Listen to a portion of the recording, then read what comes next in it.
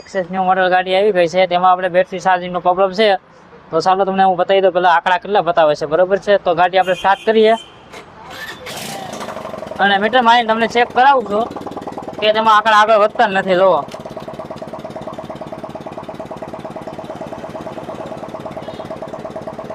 તો જોઈ લો મિત્રો, અત્યારે ખાલી 12.44 આંકડા બતાવે છે, તેની આગળ વધતા જ નથી. તો તેના માટે આપણે વાયરિંગ લૂપમાં આપણે શેડો ક્યાં તૂટી ગયો ચેક કરવાનું છે કે આરઆરમાં વાંધો છે કે એન્જિનના જોડામાં વાંધો છે. તો સાવ તમને પેલા બતાવી દઉં કે બરોબર.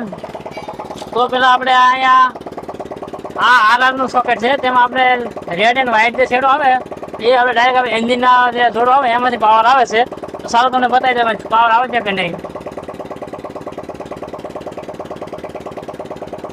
તો મિત્રો આમાં કોઈ પાવર આવતો નથી. તો આપણે પાછળ ટિકિટ ખોલીને આપણે એમાં ચેક કરશું એ સોકેટ તૂટી ગયું કે નહીં, બરોબર છે. તો મિત્રો જોવો અહીંયા આપણે સોકેટનું નીકળી ગયું હતું અને અહીંયા બાળી પર નાખ્યો છે. તેના માટે આપણે અહીંથી કટિંગ કરીને આપણે ડાયરેક્ટ છેડા મારી દઈશું, બરોબર છે. તો પેલા આપણે અહીં સોકેટના હાંધો મારી દઈએ, બરોબર. અહીંયા હાંધો મારી દીધો છે આપણે હવે, અને પછી આપણે આગળ તપાસ કરીએ કે પાવર આવી ગયો કે નહીં.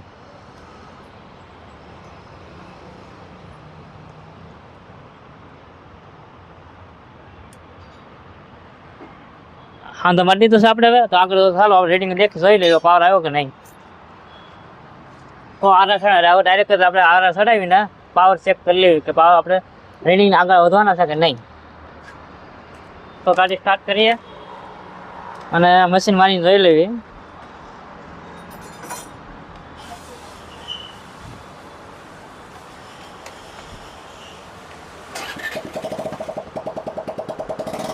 તો જોઈ લો મિત્રો, આ પાવર આવી ગયો છે બેટરી ચાર્જિંગનો અને રેડિંગ આગળ વધવા મળે છે. તો 12.89 93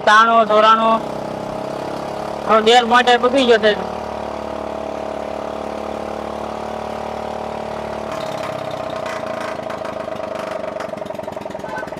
તો જોઈ લો મિત્રો, આપણે આ બેટરી ચાર્જિંગનો પાવર આવી ગયો છે.